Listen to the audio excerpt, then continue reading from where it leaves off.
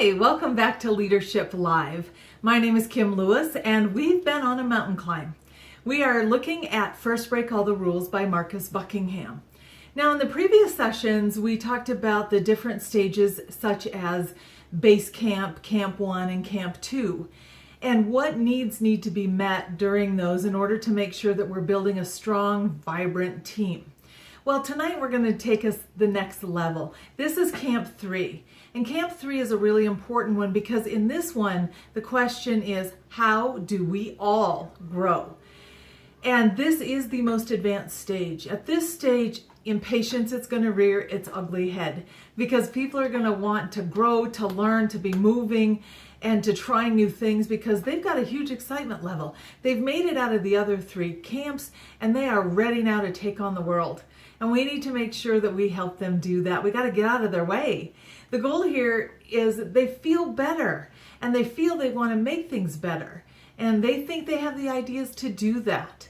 They want to learn, they want to grow, and they want to be able to innovate. Now, because you've moved successfully through these other camps, you can see your innovation ideas more clearly, more effectively. Now, the one thing we have to be careful of in this camp is there's a huge difference between invention and innovation.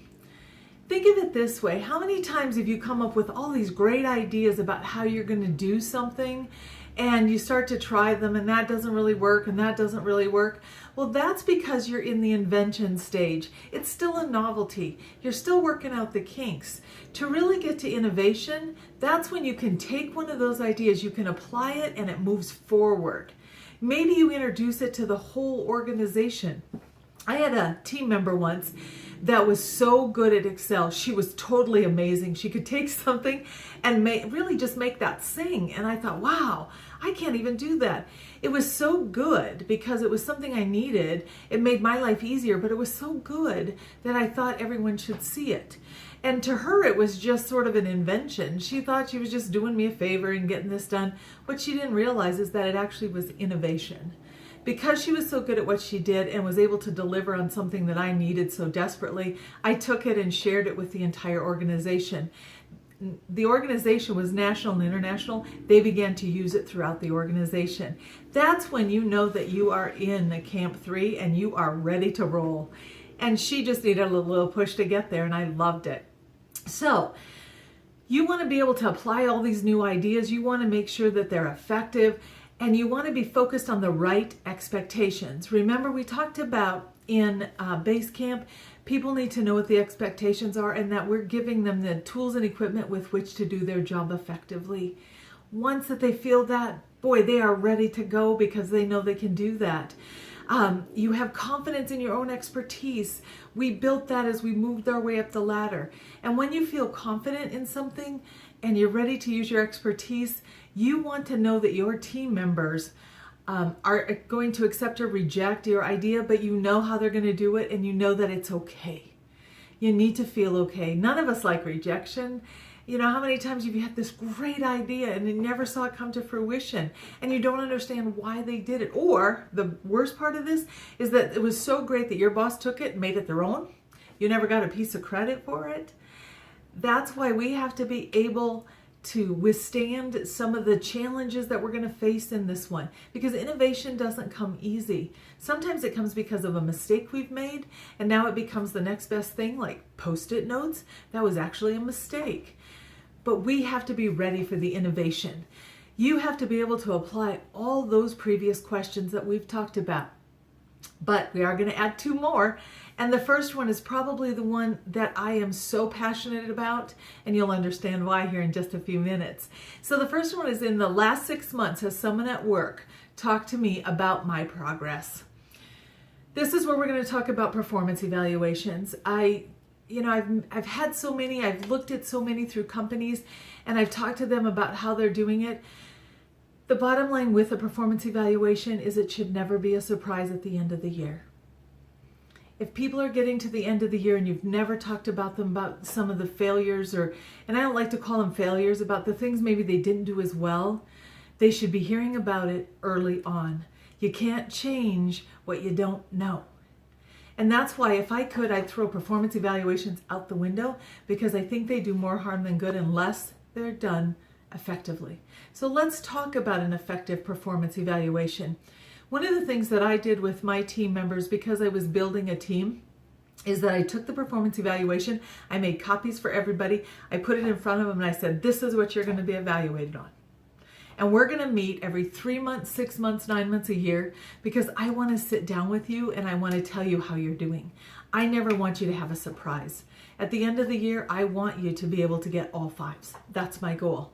Now, when I said that, my boss looked at me and said, nobody gets all 5s, because then there's no room for growth. I said, no, you've got that all wrong.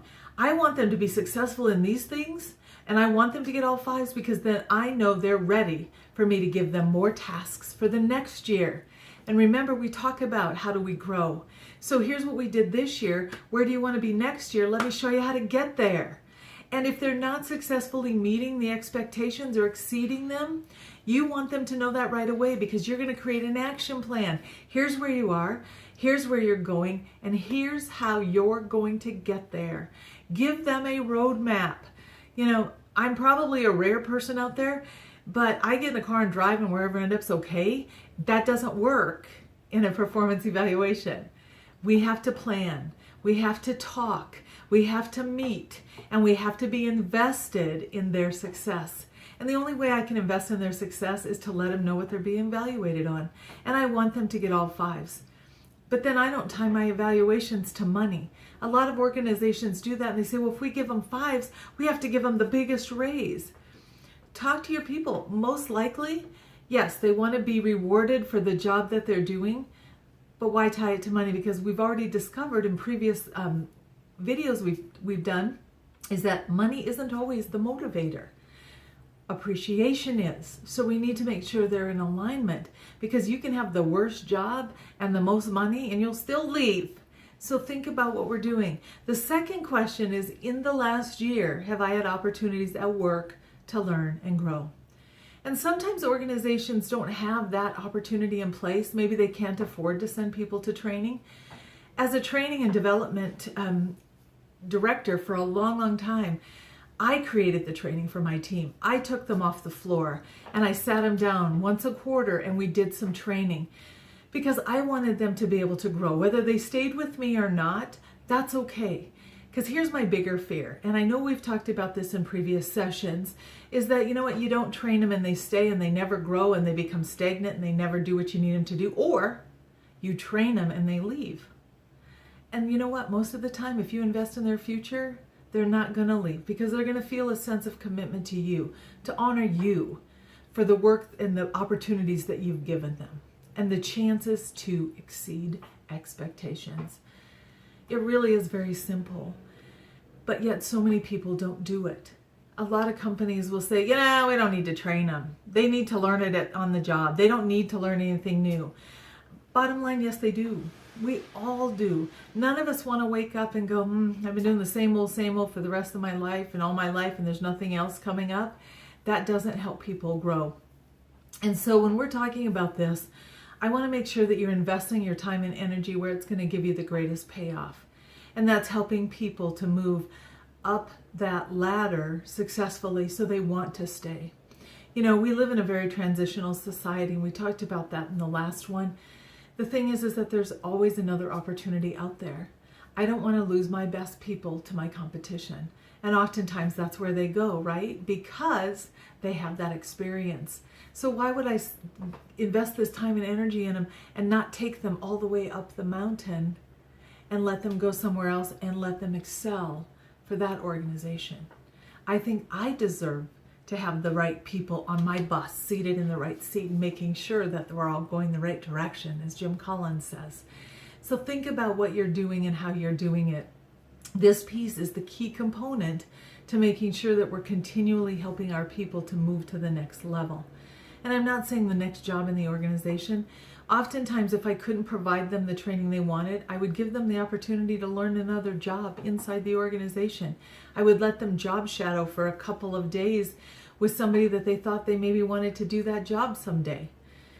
Most times they'd come back and they'd say, yeah, I'm glad I got to sit down with that person, because I don't want that job. I don't want to do that. But I always told people, you want my job, you can have it. Let me show you how to get it. And I would give them opportunities every day to do what I do, to do my job while I sat and did theirs. And they appreciated it because now they knew and had a better understanding what I went through every day, but also whether or not they wanted to aspire to do that job. And oftentimes people came back and said, yeah, I'm not sure I would want that right now, but maybe later on. But thanks for the opportunity. But yet part of it is that if we work collectively as a team, everybody wins. And that's what we're trying to accomplish. That's what we want to do with our team. So here's what I want you to do over the next couple of weeks. Now we are going to do the summit next week, but I still think it's going to take you a while to get through this. I want you to schedule your first one-on-one to talk about the performance evaluation. This won't be the last one that you'll talk about, but at this first one, what I want you to do is I want you to make a copy of their performance evaluation, the things that you're going to evaluate them on. And I want you to do two things. First of all, let them know what it is, what the point is, the point scale is, because there's usually a point scale. And then secondly, I want you to hand it to them and say, evaluate yourself as you are today, right now. And what's this going to do for you? It's going to give you an opportunity to see where they don't feel very comfortable. And then you can begin to work with them on that and help them to understand. We're kind of taught that we should always be humble, and I agree, humble is important, but sometimes you have to be able to toot your own horn. At this current job that I'm in, I went to my boss and I knew I was going to get a 90-day review. And so I sat down with him and he handed me my review and he said, go ahead and fill it out. And I said, great. So I sat down and I knew it was based on my 90 days. I read each question. I thought about what I had accomplished during that 90 days and I wrote it all down. I was ready to justify it. I gave myself predominantly all 5s and I handed it back to him and I said, I'm ready to discuss it. And he looked at it and he goes, wow, you gave yourself mostly all 5s. And I said, yes, I did. And he kind of looked at me and I said, because if I didn't, you would question whether or not I should still continue to do this job, right? If I can't meet these needs or exceed them in a 90-day period, then maybe we need to work on things. Now, there was a couple of things that I did give myself a 4 at because we haven't actually done them. And so I was able to show him what I could do within that certain thing until we actually got into season and I was doing it on a regular basis. But I think he appreciated the fact, and because he did, I think it showed me just what a great leader he was. He wasn't afraid of the fact that I was going to exceed him or take his job, but that I was really committed to learning my job exceptionally well so that I could be helpful to him. And that is the key component. So give them a chance to go ahead and evaluate themselves. Use that as a tool for the next coaching sessions. Remember, and I talked about every 3 months, 6 months, 9 months, and a year. And I hold really true to that because you give them 3 months to make the changes that you've asked them to make, especially if they're doing something maybe they didn't know or they're doing it incorrectly or maybe there's a better way to do it. You want to give them a chance to make those changes so the next time around their score goes higher. And that way they're constantly growing and feeling good about things. And let them know that maybe you can't affect the money that goes with it, but you can affect their opportunities for growth inside maybe the organization or inside their own job. And I think that will help them to feel better about what they're doing and committed to moving to the last and final stage. So, you know what your assignment is. I would love to hear from you. Kim at preparetosoar.com, and let me know how it's going. I'm here to answer any questions that you have. And to make sure you don't miss a thing, be sure to subscribe to my YouTube channel after you've watched this video, and make sure you check out some of the other ones because you never know what we're going to cover next. Hope to see you next week as we reach the summit. Bye now.